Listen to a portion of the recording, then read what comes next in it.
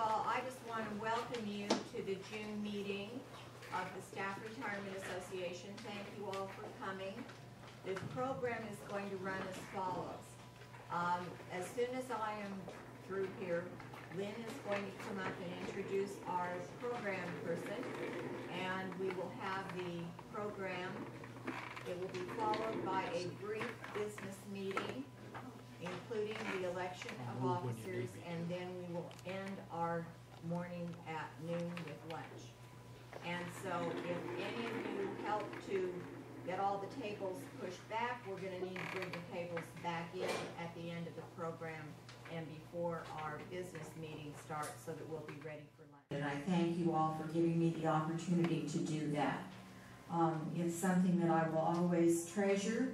The time that I've spent getting to know a lot of you better, interacting with our colleagues in the Retired Faculty Association, working through the Emeriti Center, the folks in the Emeriti College, and some of the administration people that have the responsibility for dealing with the retirees and our needs and our wants and our accomplishments. And I think the Emeriti Center, I want to leave this thought with you.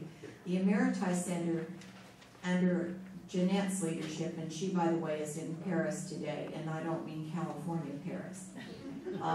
She's having a wonderful time, I'm sure. Under her guidance and with the guidance of the rest of the people that are active in the Emeriti Center, we are becoming much better known campus-wide. And we have easier access through the Provost's office to the staff side of it, which is Todd Dickey. He has been very responsive to us and very helpful.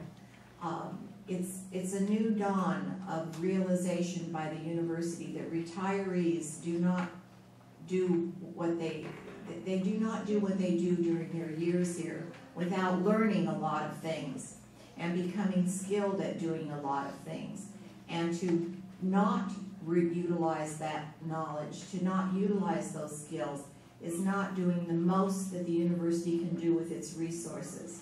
And that's becoming more and more aware by other people at the university. In fact, this is what Diana and Gloria and Carolina were talking about. They have needs and they can be best filled by people that have USC experience. So I thank you very much. I want to thank our board members, many of whom are here now. And Louise Ball has been our vice president. She's here. Madeline Smith has been our secretary, and she's here somewhere hiding. Oh, there you are, right there. Frank Chu has been our treasurer, and Harriet has been our past president.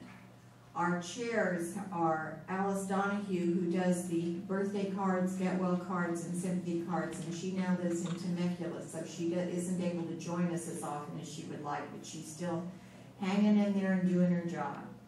Dick Martin, who is going to be elected treasurer today in just a few minutes, who has taken on 2 other enormous jobs. He is now our data management person. That means that whenever any information comes in, changes of address, change of phone number, add an email address, he takes care of making sure that all of our records are up to date. So if you change anything, be sure Dick knows it. And he is, this morning he was talking about our July 9th trip to the Nethercutt Museum. He plans all of our day trips and all of our special events, the theater parties and all of that. Howard Saperston is not with us today, but he represents the SRA on the Benefits Committee for the retiree community. Lynn Williams had another stellar program today, and she's continuing as program chair. Ron Violet, who, as Leonard mentioned to you, is his cohort in doing the e-newsletter. Leonard and Ron do a great job, wonderful job, and he is spending the summer in Minnesota, somewhere in Minnesota.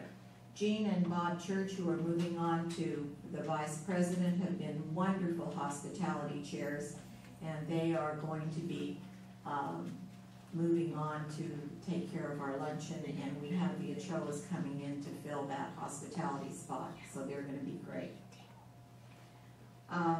Betty Redmond was not able to continue as a member at large. She's the sole caregiver for her mother, who's, I believe, in her 90s now.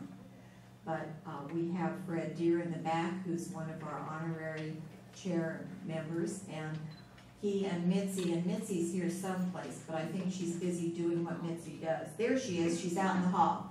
Mitzi and Fred are the first honorary board members given this honor because of their many, many years of service to the Staff Retirement Association. Joan Ewing has been a member at large. Sally Emerson is our historian, and Jeanette, of course, is on ex officio. In the back of the room is Natalie Cohen, who is taking over as the new president of the Retired Faculty Association, so she will be replacing the current situation, which I want to talk about in just a second. She will be the ex officio member on our board from the Retired Faculty Association. They had a very difficult year because their president became ill and was not able to fulfill her job. And so Bob Stallings, who's sitting over here in the corner, and Steb Chandor and Natalie all filled in at various times during the year, and Bob Biller came 2 or 3 times to fill in for the retired faculty. So we were very blessed in having retired faculty that were interested in the well-being of the Staff Retirement Association, that were helpful, and Bob and Yvonne, of course, are lifetime members of the Retired Faculty Association and the Staff Retirement Association. Actually, Yvonne, I misspoke. You're not a member of the RFA yet. You have to wait, your husband says, till he shuffles off. But because the SRA is more forward-looking, she is a member of the Staff Retirement Association. Bob Stallings also has been an enormous help to us with our web page.